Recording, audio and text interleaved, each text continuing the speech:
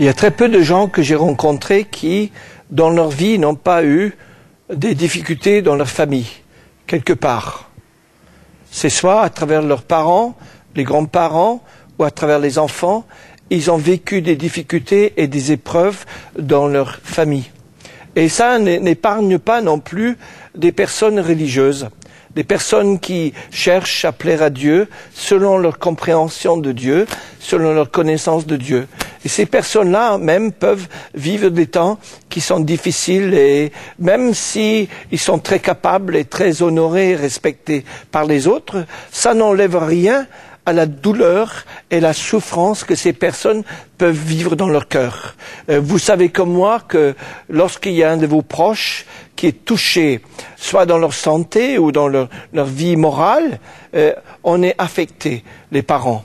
Et moi, j'ai vécu un moment où mon fils a été gravement malade et il a failli mourir. Il avait 2 ans et il a arrêté de respirer et on l'a amené à l'hôpital et ils l'ont gardé pendant 1 semaine sans pouvoir se prononcer sur le fait s'il allait vivre ou pas revivre. On a fait une trachéotomie, on a fait un trou ici dans la gorge pour qu'il puisse respirer parce que tout était bloqué en haut.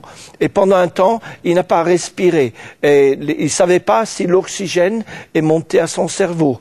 Donc, il y a des moments comme ça, on se trouve complètement désemparé. On ne sait pas à quel saint se vouer.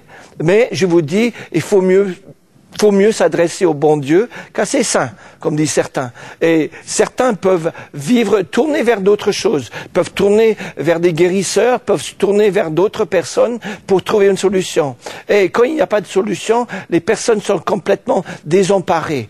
Mais quand on vient à Dieu, quand on peut prier, on peut crier à Dieu, on peut voir que Dieu peut intervenir d'une manière qui corresponde aussi à notre attitude.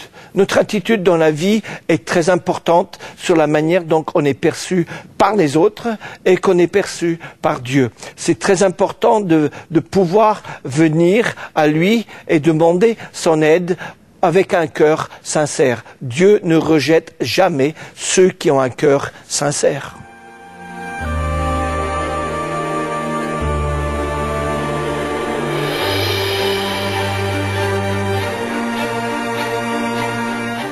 Je voudrais lire un passage dans le livre de l'Évangile selon Marc, chapitre 5. C'est l'histoire d'un homme qui... Bon, je vais lire le passage, comme ça vous allez découvrir qui c'est. Jésus regagna en barque l'autre rive, et une fois de plus, une grande foule s'assembla près de lui. Il était au bord de la mer. Alors vint un des chefs de la synagogue, nommé Jairus, qui le vit, se jeta à ses pieds et le supplia instantanément en disant « Ma fille est à toute extrémité, viens, impose-lui les mains, afin qu'elle soit sauvée et qu'elle vive. » Jésus s'en alla avec lui et une grande foule le suivait et le pressait. Je vais arrêter ma lecture là, c'est pas la fin de l'histoire. Mais cet homme était un homme connu. Un homme reconnu. C'était l'un des chefs du peuple. Parce que la synagogue, c'est pas le temple. La synagogue, c'est le lieu de vie. C'est le centre culturel, c'est là où les gens allaient pour lire le Torah, ils allaient pour vivre ensemble, ils allaient même pour discuter ensemble. C'était pas comme une église, c'était un lieu social. Quelqu'un qui pouvait être exclu de la synagogue était exclu pas simplement de la vie religieuse, mais était exclu de la société. Parce que c'était le centre social. Et cet homme était l'un des chefs de la synagogue. Et cet homme était reconnu comme étant quelqu'un d'important dans la ville. Vous imaginez, vous, cet homme qui vient, et qu'est-ce qu'il fait? Il se jette aux pieds de Jésus. Il se jette aux pieds de cet homme qui est prédicateur itinérant, cet homme qui est là avec sa bande de disciples. Il se jette à ses pieds parce qu'il est dans le besoin.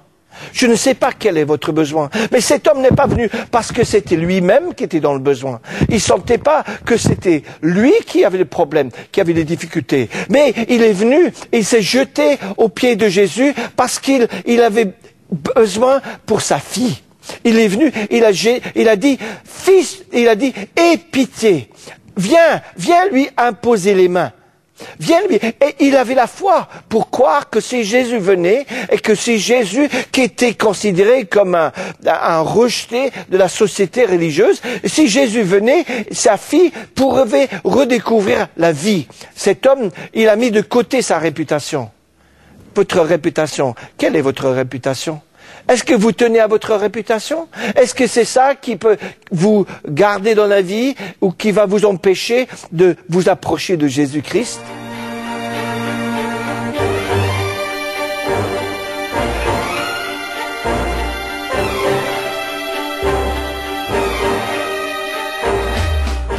Qu'est-ce qui se passe? Jésus commence à bouger parce que cet homme est venu. Il a mis de côté sa réputation. Je ne sais pas quelle réputation vous avez. Une bonne réputation? Une mauvaise réputation? Une réputation d'être quelqu'un chef? Ou quelqu'un qui n'est pas fréquentable? Ne permettez pas que votre réputation vous empêche de venir humblement à Jésus.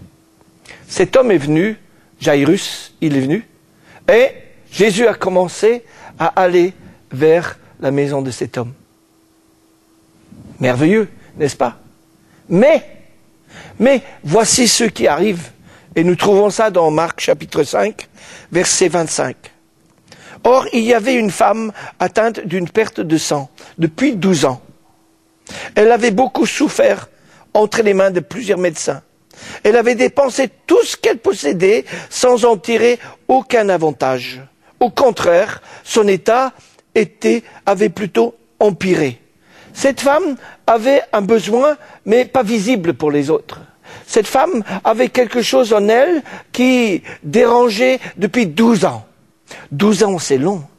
12 ans, c'est une bonne partie de sa vie. Et qu'est-ce qui se passe? Ayant entendu parler de Jésus, elle vint dans la foule, par derrière, et toucha son vêtement. Car elle disait, si je puis seulement toucher ses vêtements, je serai guérie. Au même instant, la perte de sang s'arrêta. Elle sentit dans son corps qu'elle était guérie de son mal. Jésus ressentit aussitôt en lui-même qu'une force était sortie de lui. Il se retourna au milieu de la foule et dit, qui a touché mes vêtements? Ses disciples lui dirent, tu vois la foule qui te presse et tu dis, qui m'a touché? Il regarda autour de lui pour voir celle qui l'avait fait cela. La femme effrayée et tremblante, sachant ce qui s'était passé en elle, vint se jeter à ses pieds et lui dit toute la vérité. Mais Jésus lui dit, ma fille, ta foi t'a sauvée. Va en paix et sois guérie de ton mal. C'est intéressant que cet homme, Jairus, était là. Il a vu Jésus qui commençait à venir. Et qu'est-ce qui se passe? Cette femme intervient. Elle est en train d'empêcher les choses de Jésus de s'accomplir pour lui. Ce que lui, il a demandé. Elle est là. Et cette femme intervient. Il devait être en colère. Il devait dire, mais à quel titre cette femme vient? À quel titre cette femme, elle s'impose là pour empêcher Jésus de venir chez moi? Vous savez, quelquefois, on pense que Jésus va intervenir tout de suite, mais quelquefois, il faut un certain temps pour qu'il vienne, parce que nous ne sommes pas forcément prioritaires. Cette femme est venue avec quelque chose qui était pour elle une chose intime, perte de sang, quelque chose qui le rendait impur. Et Jésus a su toucher cette personne, parce qu'elle l'a touché.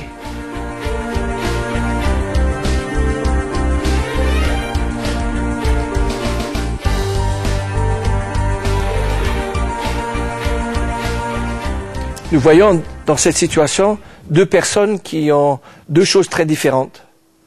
La première personne, Jairus, est là à cause de sa fille. il vient, ce qui le pousse vers Jésus, c'est sa fille. Je ne sais pas pour vous, c'est peut-être une situation autour de vous qui vous pousse à venir à Dieu et demander l'intervention de Dieu. C'est peut-être ça qui vous pousse à venir et dire « j'ai besoin ». Cet homme était connu, reconnu. Mais cette femme, c'était beaucoup plus intime, plus personnel. Elle avait tout essayé.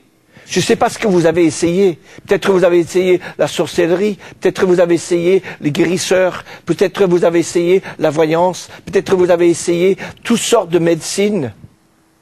Attention, je ne parle pas contre la médecine, je ne parle pas contre les médecins. Bénis Dieu pour les médecins qui peuvent aider les gens. Mais quelquefois, ils ne peuvent rien faire. Et cette femme est venue, elle n'est pas venue devant tout le monde. Jairus s'est jeté devant tout le monde. Il était visible, mais elle est venue cachée, parce qu'elle avait honte, parce qu'elle savait que dans sa tradition, là où elle vivait, que les gens qui touchaient du sang les rendaient impurs. Le fait de toucher le sang rendait les gens impurs. Elle savait que les gens à qui elle serrait la main, ça les rendait impurs. Donc elle avait cette honte en elle, et c'est pour ça qu'elle est venue par derrière. Elle n'est pas même venue devant Jésus, comme Jairus. Elle est venue par derrière, elle a touché. Mais elle avait une dimension dans sa vie qui est importante. La même dimension qu'on trouve chez Jairus. Jairus a dit, si simplement tu viens et tu lui imposes tes mains, elle s'a guéri. Elle est venue, elle a dit, si simplement je peux te toucher, je vais être guéri. Ils avaient tous les deux la dimension de la foi dans leur vie. Et c'est ça qui a changé les choses pour eux. Parce que leur démarche n'était pas une démarche simplement de gens désespérés, mais une dimension de foi dans celui à qui il s'adressait. Et quand on s'adresse à Jésus, on s'adresse par la foi. Et lui, il est capable d'intervenir avec des choses qui sont visibles, mais aussi avec les choses qui sont invisibles, des choses très personnelles. Il peut intervenir. Il prend soin de la personne. La réaction de Jésus est très importante devant cette femme, comme c'était devant Jairus.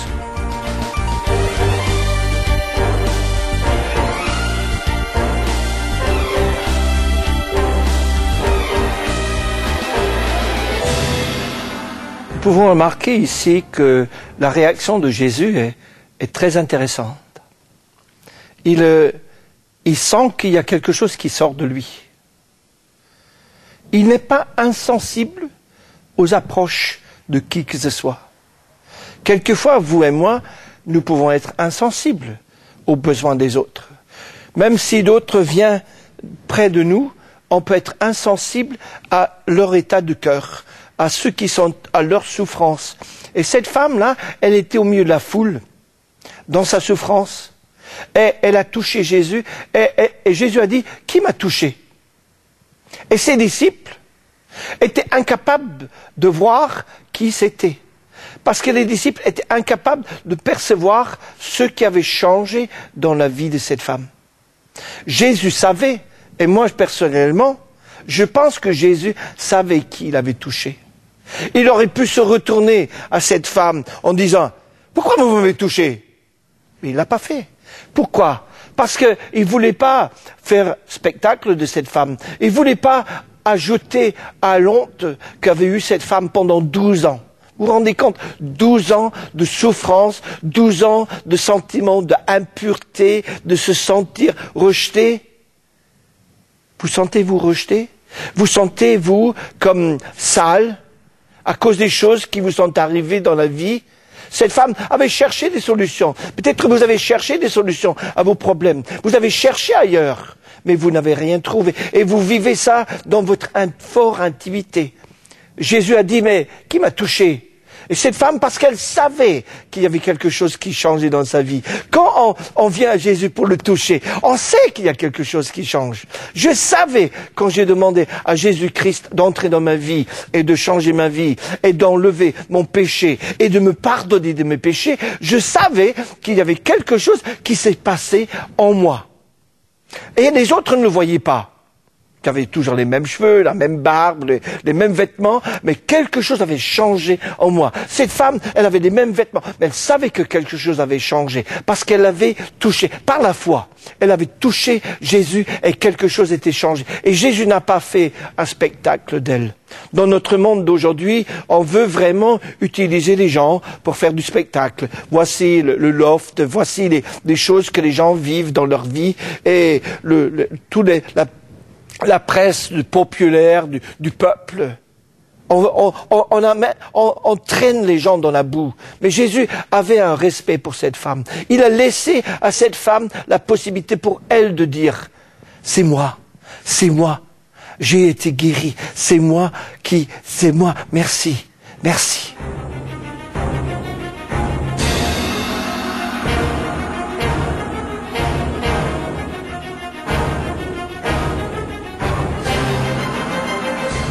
Jésus regarde cette femme et il dit une chose extraordinaire.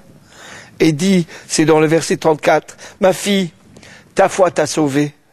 Va en paix et sois guérie de ton mal. » Ta foi t'a sauvée. Va et sois guérie de ton mal. Quel que soit le mal que tu vis à l'intérieur de toi-même, si vraiment tu t'approches de Jésus dans une position d'humilité, parce que pour toucher le bord de son vêtement, il fallait qu'elle se plie, qu'elle s'humilie, qu'elle s'abaisse. Et quand on vient à Dieu, on s'abaisse, on ne reste pas orgueilleux. On ne vient pas comme un certain homme dans la Bible qui est venu une fois à Jésus et qui a dit « Rabouni, Rabbi, nous savons ». Cet homme Nicodème qui venait dans son orgueil en disant « Nous savons ». Et Jésus a dit « Tu es le maître d'Israël, tu es le docteur d'Israël, et tu ne sais pas ?» Non, cette femme est venue dans toute humilité. Elle s'est abaissée, et Jésus a fait quelque chose dans sa vie. Mais continuons la lecture, parce que il y a à côté cet homme qui est en train de trépiner, qui dit mais c'est bon, c'est extraordinaire pour cette femme. Mais moi, qu'est-ce que moi je vis? Moi je veux vivre. Moi j'ai ma fille est là. Et viens. Verset 35. Il parlait encore lorsque survint de chez le chef de la synagogue des gens qui dirent « Ta fille est morte. Pourquoi importuner encore le maître ?» Mais Jésus, sans tenir compte de ces paroles, dit au chef de la synagogue « Sois sans crainte, crois seulement. » Il ne permit à personne de l'accompagner, et ce n'était qu'à Pierre, Jacques et Jean, frères de Jacques. Ils arrivèrent à la maison du chef de la synagogue où Jésus vit qu'il y avait un tumulte de gens qui pleuraient et poussaient des cris retentissants. Il entra et leur dit « Pourquoi ce tumulte et ces pleurs? L'enfant n'est pas morte, mais elle dort. » Comment ça se fait qu'au moment où les choses semblaient aller dans le bon sens, il y a une mauvaise nouvelle qui arrive? Ma fillette qui est malade. Et puis, à ce moment-là, il y a des gens qui arrivent pour décourager. Il y a des gens qui ont dit, mais c'est pas la peine, c'est trop tard, elle est morte. C'est trop tard, tu ne peux rien faire, c'est fini, tu peux pas changer, t'es comme ça, tu changeras jamais, la situation, c'est terminé. Mais Jésus est là. Et Jésus, comment il fait? Il se laisse pas influencer par l'ambiance des gens autour. Jésus arrive parce que Jésus voit les choses autrement que les autres. Il voit la réalité de la situation, mais il le voit autrement que les autres.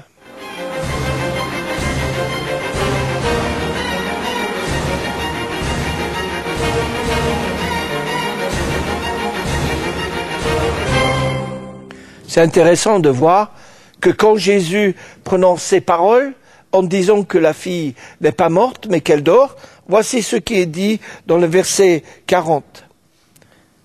Il se moquait de lui. Combien de personnes se moquent de Jésus, même de nos jours? Ils se moquent de lui. Qu'est-ce qu'ils ont dit quand il était sur la croix? Si tu es vraiment le Fils de Dieu, descends de là. La moquerie est une arme qui est utilisée contre la vérité. c'est utilisé pour détruire. C'est jamais une chose qui construit. C'est jamais une chose qui édifie. La moquerie. Et Jésus a subi la moquerie. Et peut-être vous, si vous dites à moi, je veux que Jésus vienne chez moi, les gens vont se moquer de vous. Peut-être les gens vont dire, vous êtes chrétien, ils vont se moquer de vous. Pour dire, vous croyez à ceci, vous croyez encore à la Bible, mais c'est stupide. Les gens vont se moquer. Ils se sont moqués de Jésus, mais Jésus n'a pas tenu compte de la moquerie des autres. Il a pu, parce que lui, il n'était pas là pour sa réputation. Il était là pour voir la situation réelle. Et il était là pour répondre à l'appel de cet homme. Il se moquait de lui. Alors, il les fit tous sortir, prit avec lui le père, la mère de l'enfant, et même ceux qui y avaient accompagné. Il entre là et se trouvait l'enfant. Il saisit l'enfant par la main et lui dit, Titaka Kumi, ce qui est traduit, jeune fille, lève-toi, je te dis. Aussitôt le jeune fille se leva et se mit à marcher. Elle avait 12 ans. Ils furent hors d'eux-mêmes, frappés d'un grand étonnement. Jésus leur fit des vives recommandations, afin que personne ne le sache. Il leur dit de donner à manger à la fille. Jésus intervient, et cette fille, qui était morte, il ramène à la vie. Il ramène cette fille à la vie. Parce que lui, il a le pouvoir de faire vivre les choses qui sont mortes, en vous, comme en moi. Il est là et il change complètement la situation parce qu'il intervient. Faites appel à lui. Vous avez remarqué que cette fille, quel âge elle avait? Elle avait 12 ans. Combien de temps cette femme a eu la perte de sang? 12 ans. Toute la vie de cette jeune fille, jusque-là, cette femme avait lutté avec cette impureté, avec cette chose en elle qu'elle ne pouvait pas, ou elle ne pouvait pas trouver de solution. Cette chose qui a duré. Cette jeune fille était malade depuis peu. Mais Jésus est intervenu dans les deux situations, comme il peut intervenir dans votre situation, ta situation aussi.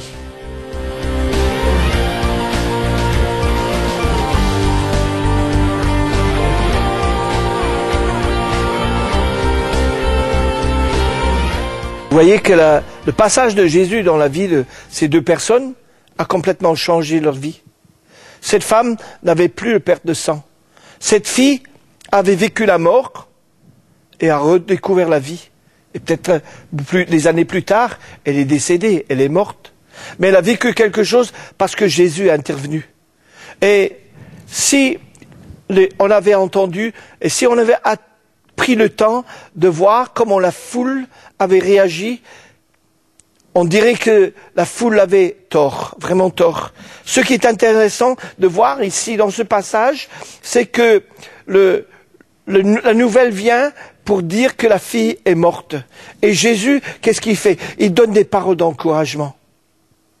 Jésus encourage les gens. Jésus veut vous encourager, quelle que soit votre difficulté, quelle que soit votre épreuve, même si c'est une épreuve qui dure depuis 12 ans, ou 20 ans, ou 30 ans, il y a une solution.